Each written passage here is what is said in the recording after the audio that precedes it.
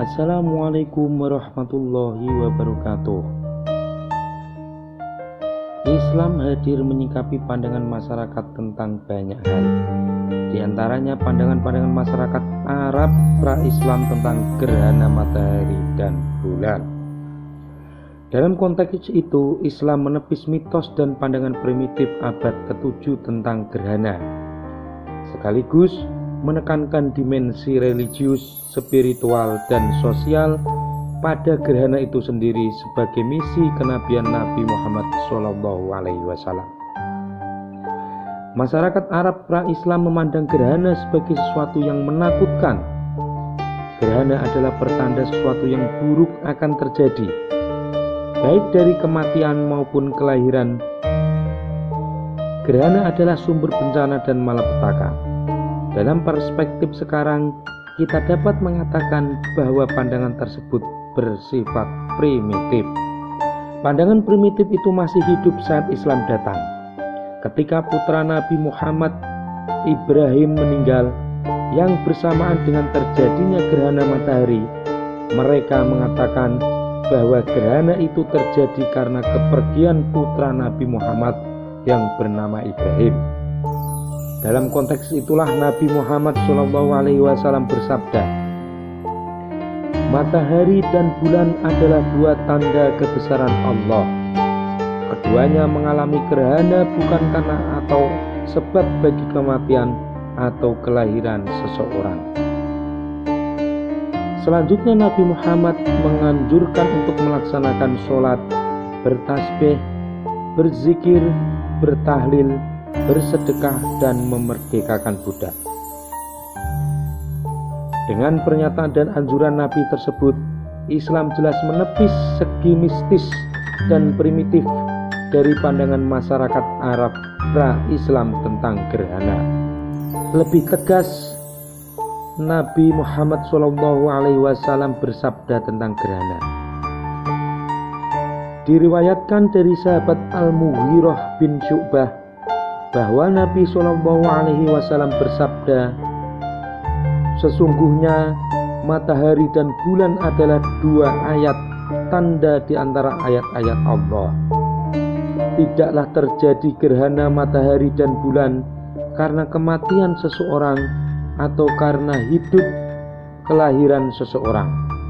Apabila kalian melihat gerhana matahari dan bulan, maka berdoalah kepada Allah dan sholatlah hingga tersingkap kembali."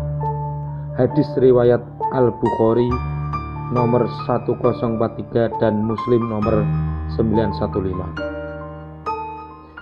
Sahabat Abu Musa Al-Asy'ari radhiyallahu anhu mengatakan, Nabi SAW bersabda, "Tanda-tanda ini yang Allah tampakkan bukanlah terjadi karena kematian atau kelahiran seseorang. Namun dengannya Allah memberikan rasa takut kepada hamba-hambanya. Maka apabila kalian melihat salah satu darinya, bersegeralah untuk berzikir, berdoa kepadanya dan memohon ampunannya."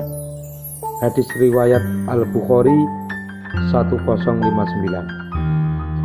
Hadis baginda Nabi SAW di atas menunjukkan kepada kita bahwa gerhana bukanlah sekedar fenomena alam biasa. Gerhana merupakan fenomena alam yang memang Allah kehendaki sebagai salah satu ayat atau tanda kebesarannya. Hadis di atas memberikan pelajaran dan tuntunan kepada kaum mukminin terkait gerhana sebagai berikut. Yang pertama, sebab gerhana adalah Allah menjadikannya sebagai peringatan agar hamba-hambanya takut kepadanya.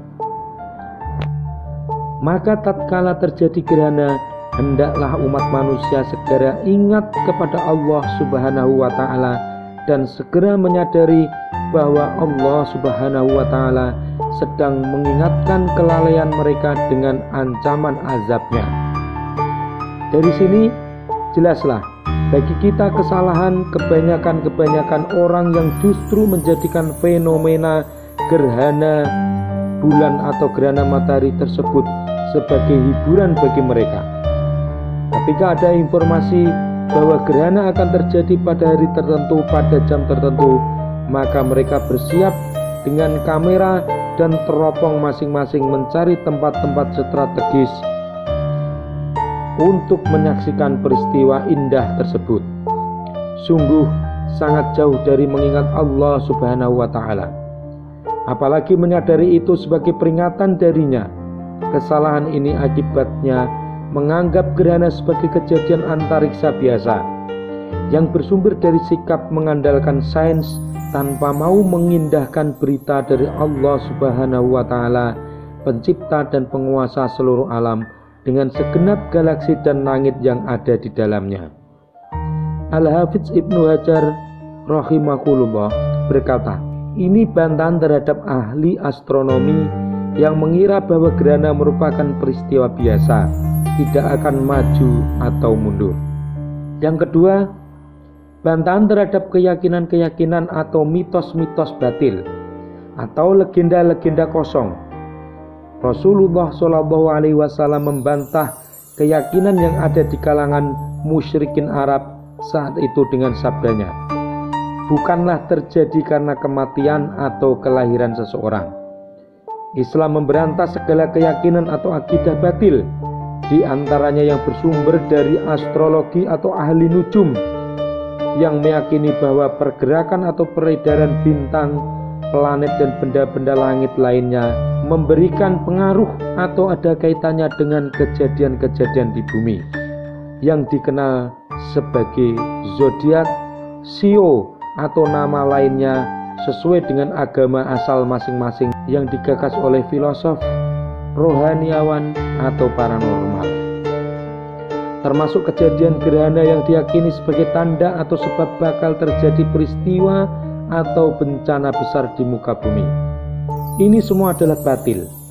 Seorang mukmin yang berpegang pada kemurnian tauhid harus meninggalkan keyakinan-keyakinan tersebut. Sangat disayangkan, ada sebagian di antara kaum muslimin yang masih percaya dengan ramalan-ramalan bintang, termasuk pula mitos atau legenda seputar gerhana, atau meyakini peristiwa gerhana ada hubungan dengan bencana alam atau lainnya. Al-Imam Al-Khattabi rahimahullah berkata, dulu mereka pada masa jahiliyah berkeyakinan bahwa gerhana menyebabkan terjadinya perubahan di muka bumi, berupa kematian, bencana, dan lain-lain. Maka Nabi SAW mengajarkan bahwa itu adalah keyakinan batil. Sungguh, matahari dan bulan itu adalah dua makhluk yang tunduk kepada Allah Subhanahu wa Ta'ala. Keduanya tidak memiliki kekuatan mempengaruhi sesuatu yang lainnya, tidak pula memiliki kemampuan yang untuk membela diri. Lihat kitab Fathul Bari hadis nomor 1040. Yang ketiga, tuntunan Islam ketika terjadi gerhana. Baginda Nabi SAW mengajarkan kepada kita tuntunan syariat yang mulia ketika terjadi gerhana matahari maupun gerhana bulan, yaitu ada 7 hal sebagaimana dalam hadis-hadis tentang gerhana.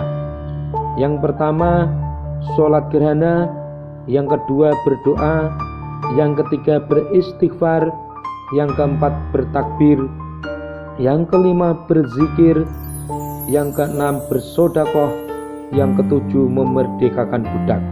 Lihat hadis riwayat Al-Bukhari nomor 1040, 1044, 1059, 2519, dan kitab Muslim nomor 901, 912, dan 914. Hal-hal ini dilakukan sejak awal terjadinya gerhana hingga berakhirnya yang ditandai dengan kembalinya cahaya matahari atau bulan seperti sedia kala. Di antara doa yang beliau perintahkan adalah berlindung dari azab kubur, karena gerhana mengakibatkan suasana gelap meskipun pada siang hari. Dan dalam suasana tersebut hati manusia pasti dihinggapi rasa takut. Suasana yang demikian mengingatkan kita akan suasana di alam kubur kelak. Lihat kitab Fathul Bari hadis nomor 2519. Karena gerhana merupakan peringatan akan azab, maka sangat tepat dianjurkan pada kesempatan tersebut untuk memerdekakan budak sebab amalan tersebut bisa memerdekakan seseorang dari api neraka. Lihat kitab Fathul Bari hadis nomor 2519. Gerhana merupakan peristiwa penting dalam Islam. Islam benar-benar mengajak hamba untuk menyikapi gerhana yang sedang terjadi sebagai peringatan dari Rabbul Alamin Subhanahu wa Ta'ala.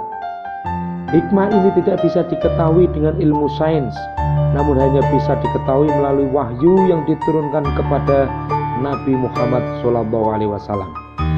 Yang keempat, tidak melakukan sholat gerhana kecuali bila gerhananya terlihat.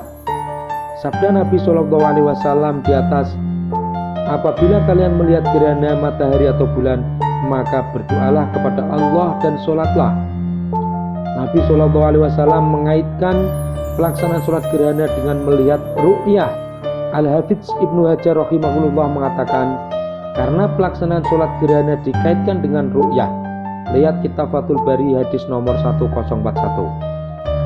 Artinya apabila telah diperkirakan dengan hisab astronomis terjadi gerhana namun terhalangi oleh langit yang mendung, maka tidak dilakukan sholat gerhana.